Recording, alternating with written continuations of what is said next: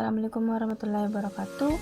Perkenalkan, nama saya Siti Permata dengan NIM 4601021 dari Universitas Indonesia Timur, Makassar. Kita masuk ke materi yang pertama, apa itu pasar dalam ilmu ekonomi? Dalam ilmu ekonomi, pasar bukan hanya tempat bertemunya penjual dan pembeli secara fisik, melainkan lebih kepada mekanisme atau sistem interaksi antara penawaran dan permintaan terhadap suatu barang atau jasa. Pasar bisa berbentuk fisik seperti pasar tradisional maupun non-fisik seperti e-commerce, pasar saham, dan bursa komoditas. Pasar berperan penting dalam mengatur dan menimbangkan alokasi sumber daya, terutama yang langka, melalui interaksi antara produsen dan konsumen. Pasar menciptakan harga yang seimbang, mencerminkan nilai suatu barang atau jasa dalam suatu perekonomian.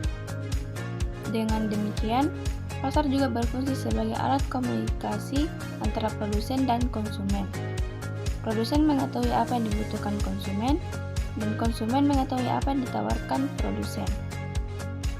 Adapun klasifikasi bentuk-bentuk pasar. Dalam ilmu ekonomi, pasar dapat diklasifikasikan berdasarkan beberapa kriteria utama, yaitu berdasarkan struktur persaingan, wujudnya, dan jenis barang yang diperjualbelikan. Berdasarkan struktur atau sifat persaingan, 1. Pasar persaingan sempurna. Banyak penjual dan pembeli produk bersifat homogen. Tidak ada kekuasaan menentukan harga dan informasi pasar sempurna. 2. Pasar monopoli. Hanya ada satu penjual yang menguasai pasar, tidak memiliki pesaing, dan dapat menentukan harga sendiri. 3. Pasar oligopoli. Pasar dikuasai oleh beberapa produsen besar, saling memenuhi dalam menentukan harga dan strategi pemasaran. 4. Pasar persaingan monopolistik.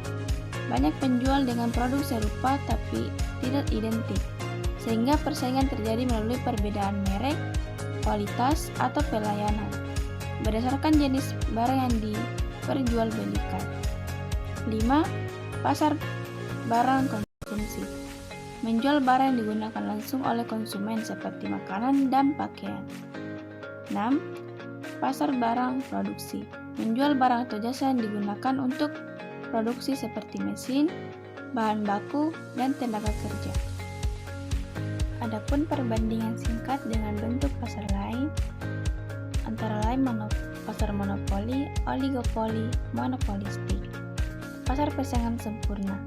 Pasar persaingan sempurna adalah bentuk pasar ideal di mana terdapat sangat banyak penjual dan pembeli, sehingga tidak satu pun dari mereka mampu mempengaruhi harga pasar.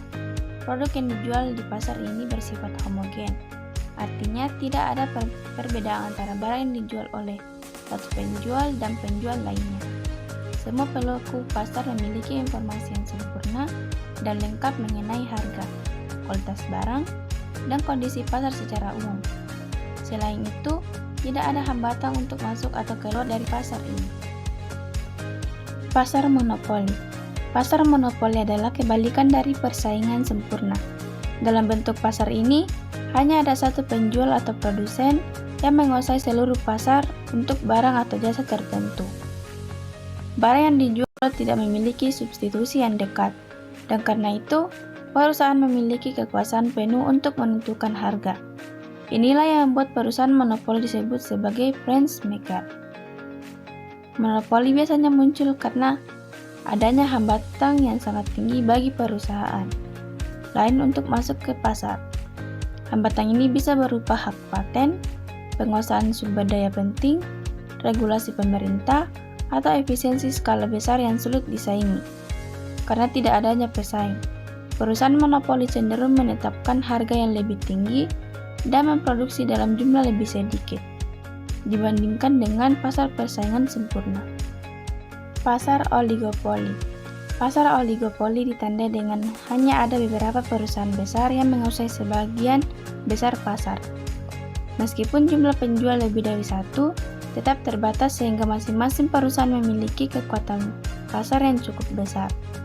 Produk yang dijual bersifat homogen, misalnya baja atau semen. Terdiferensiasi misalnya mobil atau smartphone. Dalam pasar oligopoli, keputusan satu perusahaan terutama mengenai harga atau jumlah produksi akan sangat mempengaruhi perusahaan lainnya. Oleh karena itu, perusahaan di pasar ini sangat memperhatikan strategi pesaing yang membuat persaingan bersifat interdependen. Untuk menghindari perang harga yang merugikan semua pihak, seringkali perusahaan oligopoli melakukan kerjasama diam-diam untuk menetapkan harga atau membagi pangsa pasar. Pasar persaingan monopolistik. Pasar persaingan monopolistik memiliki banyak penjual seperti pasar persaingan sempurna. Tetapi produk yang ditawarkan tidak benar-benar identik. Setiap perusahaan menjual barang yang sedikit berbeda, mulai merek, kemasan, kualitas layanan, atau fitur khusus lainnya. Diferensiasi produk inilah yang membuat perusahaan memiliki kekuatan. Harga terbatas mereka tidak sepenuhnya price taker, tapi juga bukan price maker seperti di monopoli. Meski persaingan tetap ketat, perusahaan bisa mempengaruhi permintaan atas produknya lewat strategi pemasaran dan branding.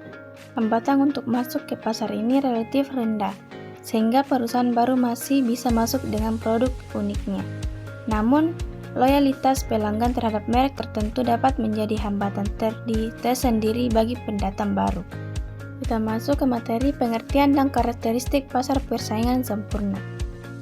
Adapun definisi pasar persaingan sempurna itu, pasar persaingan sempurna adalah suatu bentuk ideal dari struktur pasar di mana terdapat banyak penjual dan pembeli yang menjual produk sejenis atau identik. Dan tidak ada satupun pelaku pasar yang memiliki kekuatan untuk mempengaruhi harga pasar. Dalam pasar ini, harga ditentukan sepenuhnya oleh mekanisme permintaan dan penawaran. Karena tidak ada dominasi dari satu pihak, semua pelaku pasar bersaing secara sempurna dalam hal harga, jumlah, dan informasi. Istilah sempurna merujuk pada tingkat efisiensi tinggi dan transparansi dalam interaksi antara pelaku pasar yang membuat alokasi sumber daya menjadi optimal. Pasar persaingan sempurna umumnya dijadikan acuan atau model teoritis dalam ilmu ekonomi untuk membandingkan struktur pasar lainnya. Karena dalam kenyataan, hampir tidak ada pasar yang benar-benar sempurna. Ciri-ciri atau karakteristik utama dari pasar persaingan sempurna, yaitu 1. Banyak penjual dan pembeli. Dalam pasar persaingan sempurna, jumlah penjual dan pembeli sangat banyak, sehingga tidak ada satupun pelaku pasar yang dapat mempengaruhi harga pasar. Penjual hanya berperan sebagai pengikut harga atau price taker, bukan penentu harga. Begitu pula pembeli tidak memiliki kekuatan untuk menekan harga, karena semua pelaku kecil secara individual, perubahan keputusan satu pelaku tidak berpengaruh signifikan terhadap keseluruhan pasar. Contohnya, pasar sayur di perdesaan, di mana banyak petani menjual tomat atau cabai dan pembelinya juga banyak. 2. Produk homogen. Produk yang dijual di pasar persaingan sempurna bersifat homogen atau identik. Artinya, tidak ada perbedaan antara produk dari satu penjual dengan penjual lainnya, baik dari segi kualitas, fungsi, maupun tampilan. Karena produk identik, pembeli tidak memiliki preferensi terhadap satu penjual tertentu dan hanya mempertimbangkan harga sebagai dasar keputusan pembelinya. Akibatnya, persaingan antar penjual terjadi secara murni pada harga, bukan pada diferensiasi produk. Contoh, garam meja, gula pasir, atau beras jenis tertentu. 3. Informasi sempurna. Dalam pasar persaingan sempurna, semua pelaku pasar memiliki akses terhadap informasi yang sempurna dan lengkap mengenai harga, kualitas produk, biaya produksi, hingga teknologi yang digunakan. Tidak ada informasi tersembunyi atau asimetris antara penjual dan pembeli. Dengan informasi sempurna, pelaku pasar bisa mengambil keputusan secara rasional dan efisien. Penjual tahu berapa harga pasar, dan pembeli tahu di mana bisa mendapat produk dengan harga terbaik. 4. Tidak ada hambatan keluar masuk pasar. Pasar ini bersifat terbuka sepenuhnya. Artinya siapapun bebas untuk masuk atau keluar dari pasar tanpa batasan atau hambatan. Tidak ada regulasi perizinan atau biaya masuk yang menghalangi seseorang untuk menjadi produsen atau konsumen. Hal ini menciptakan fleksibilitas tinggi, karena jika ada keuntungan besar, produsen baru dapat segera masuk. Dan jika mengalami kerugian, produsen dapat keluar tanpa kerugian tambahan. 5. Harga sebagai penentu atau price taker. Dalam pasar persaingan sempurna, penjual tidak bisa menetapkan harga sendiri. Mereka adalah price taker, yakni hanya bisa menerima harga yang terbentuk dari interaksi permintaan dan penawaran di pasar. Jika ada penjual yang menjual lebih mahal dari harga pasar, maka pembeli akan berpindah ke penjual lain yang menawarkan harga standar, karena produk bersifat homogen.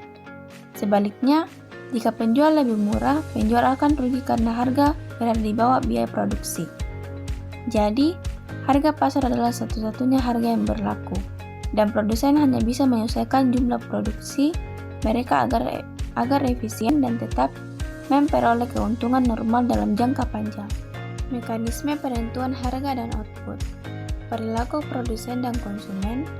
Perilaku produsen dan konsumen merupakan inti dari analisis ekonomi mikro.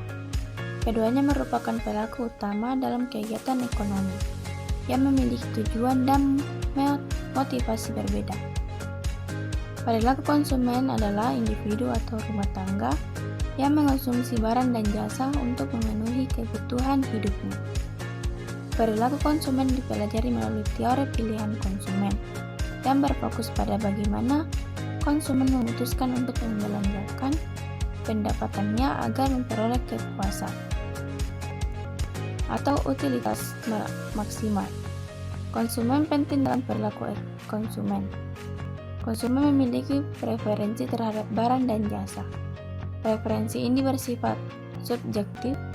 Utilitas ukuran dari kepuasan diperoleh konsumen dari konsumsi barang atau jasa. Hukum Gaussian atau penurunan kepuasan marginal menyatakan bahwa tambahan kepuasan diperoleh dari setiap unit tambahan barang yang dikonsumsi akan semakin berkurang. Keterbatasan anggaran. Konsumen memiliki anggaran terbatas sehingga hanya memiliki kombinasi konsumsi terbaik berdasarkan pendapatan dan harga barang. Perilaku produsen. Produsen adalah pihak yang melakukan produksi barang dan jasa untuk dijual ke pasar. Tujuan utama produsen adalah memaksimalkan keuntungan. Perilaku produsen meliputi keputusan tentang apa yang diproduksi, bagaimana cara memproduksinya, dengan alat teknologi dan input apa untuk siapa barang diproduksi. Konsep penting dalam perilaku produsen. Fungsi produksi hubungan antara input seperti tenaga kerja dan modal, dan input yang dihasilkan. Hukum hasil tambah yang menurun. Jika satu faktor produksi ditambah sementara faktor lain tetap, maka tambahan output yang dihasilkan dari tambahan input tersebut akan menurun. Biaya produksi, termasuk biaya tetap dan variabel produsen. Mempertimbangkan biaya ini untuk menentukan output optimal. Keseimbangan pasar. Keseimbangan pasar terjadi ketika jumlah barang yang ditawarkan oleh produsen sama dengan jumlah barang yang diminta oleh konsumen pada suatu tingkat harga tertentu. Komponen keseimbangan pasar. Harga keseimbangan. Harga di mana jumlah barang yang diminta sama dengan jumlah barang yang ditawarkan. Kuantitas keseimbangan. Jumlah barang yang diperjualbelikan pada harga keseimbangan. Penentuan harga di pasar persaingan sempurna. Pasar persaingan sempurna adalah struktur pasar di mana terdapat banyak penjual dan pembeli, sehingga tidak satupun dari mereka dapat mempengaruhi harga pasar. Dalam kondisi ini, harga ditentukan oleh kekuatan permintaan dan penawaran. Adapun ciri-ciri dari pasar persaingan sempurna yaitu 1. Banyak pembeli dan penjual. 2. Produk yang dijual homogen atau sama. 3. Informasi sempurna atau semua pelaku mematuhi harga pasar. 4. Tidak ada hambatan keluar masuk pasar. Dan terakhir 5. Harga ditentukan pasar atau price taker. Kurva permintaan dan penawaran dalam pasar persaingan sempurna. Kurva permintaan miring ke bawah dari kiri ke kanan, menggambarkan bahwa semakin tinggi harga, semakin rendah jumlah barang yang diminta, atau hukum permintaan. Dalam pasar persaingan sempurna, permintaan individu terhadap produk sangat elastis, karena konsumen bisa berpindah ke produsen lain dengan mudah. Sedangkan kurva penawaran miring ke atas dari kiri ke kanan, menunjukkan bahwa semakin tinggi harga, semakin banyak jumlah barang yang ditawarkan, atau hukum penawaran. Dalam jangka pendek, kurva penawaran mencerminkan keputusan produksi berdasarkan biaya marginal, keuntungan dan kerugian pasar persaingan sempurna, kelebihan efisiensi alokatif dan produktif. Pasar persaingan sempurna dianggap sebagai struktur pasar ideal karena menghasilkan efisiensi maksimum dalam penggunaan sumber daya. Dua bentuk efisiensi utama yang dicapai adalah efisiensi alokatif dan efisiensi produktif. Efisiensi alokatif terjadi ketika sumber daya ekonomi dialokasikan untuk memproduksi barang dan jasa yang paling dibutuhkan oleh masyarakat. Dalam pasar persaingan sempurna, efisiensi alokatif tercapai karena harga pasar mencerminkan biaya marginal produksi, barang diproduksi dan dijual pada tingkat di mana nilai barang yang tercermin dari harga sama dengan biaya tambahan untuk memproduksinya. Tidak ada barang yang diproduksi secara berlebihan maupun kurang dari kebutuhan. Dengan kata lain, tidak ada konsumen atau produsen yang bisa diperbaiki keadaannya atau meningkatkan kepuasannya atau keuntungannya tanpa mengorbankan pihak lain. Inilah kondisi Pareto optimal. Efisiensi produktif. Efisiensi produktif terjadi ketika barang dan jasa produksi dengan biaya yang serendah mungkin, yaitu pada tingkat output di mana biaya rata-rata minimum tercapai. Dalam jangka panjang, perusahaan dalam pasar persaingan sempurna menghasilkan output pada titik biaya rata-rata minimum. Tidak mendapatkan laba ekonomi, hanya laba normal, sehingga tidak ada insentif untuk keluar atau masuk pasar. Dengan efisiensi ini, pasar dapat memproduksi barang dengan harga terendah yang mungkin bagi konsumen. Perilaku produsen dalam jangka pendek dan jangka panjang. Kurva biaya dan pendapatan. Kurva biaya dan pendapatan merupakan alat penting dalam ilmu ekonomi dan manajemen untuk memahami bagaimana perusahaan menghasilkan, mengeluarkan biaya, dan memperoleh pendapatan dari proses produksinya. Kurva-kurva ini membantu menggambarkan hubungan antara output yang dihasilkan, biaya yang dikeluarkan, serta pendapatan yang diperoleh. Kurva biaya atau cost curves. Kurva biaya menunjukkan bagaimana biaya total perusahaan berubah ketika tingkat produksi atau output berubah. Kurva pendapatan menunjukkan bagaimana perusahaan memperoleh pendapatan dari penjualan produknya. Relevansi dan aplikasi pasar persaingan sempurna. Contoh nyata atau mendekati teori. Pasar hasil pertanian sering dianggap paling mendekati kondisi pasar persaingan sempurna. Adapun ciri-ciri pada pasar pertanian sempurna itu banyak penjual dan pembeli, atau ribuan petani dan konsumen. Produk homogen atau berjenis, beberapa jenis tertentu hampir identik. Harga ditentukan pasar atau petani price taker. Informasi relatif merata atau harga pasar diketahui. Kebebasan masuk atau keluar, bisa jadi petani atau berhenti. Contoh nyata, pasar berasal dari seperti pasar induk Cipinang, petani sayuran menjual ke pedagang perantara. Keterbatasan dalam praktik. Informasi tidak sempurna. petani sering tidak tahu harga pasar sebenarnya jika rentan terhadap tengkulak. Akses informasi tidak merata. Produk tidak sepenuhnya homogen. Ada perbedaan kualitas, kebersihan, atau branding organik yang membuat produk tidak sepenuhnya identik. Hambatan masuk dan keluar. Butuh modal, lahan, dan pengetahuan teknis untuk menjadi petani produktif. Sulit bagi petani kecil untuk beralih pekerjaan. Campur tangan pemerintah dan tengkulak. Kebijakan pemerintah HPP atau kekuatan pasar tengkulak dapat mempengaruhi harga. Ketergantungan pada cuaca dan risiko produksi tinggi. Produksi pertanian sangat mempengaruhi cuaca, hama yang menyebabkan ketidakstabilan pasokan. Asimetri informasi dan ketidakseimbangan kekuatan tawar.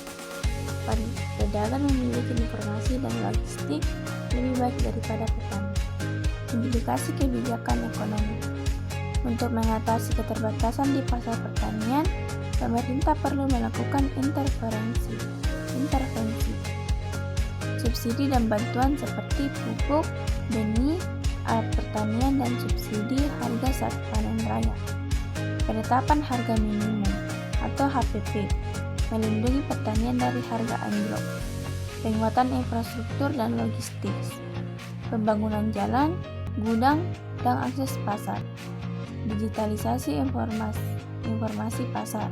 Aplikasi harga real time untuk petani. Pemberdayaan kooperasi dari UMKM tani, meningkatkan posisi tawar petani, intervensi pasar oleh BUMN pangan, stabilisasi harga melalui pembelian dan stok pangan, asuransi pertanian, melindungi petani dari kerugian gagal panen.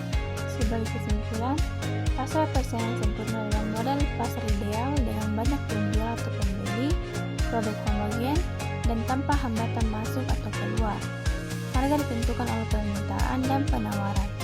Meskipun jarang ada di dunia nyata, model ini penting sebagai acuan teori karena menunjukkan efisiensi pasar yang optimal. Dalam jangka panjang, laba ekonomi cenderung nol karena persaingan ketat.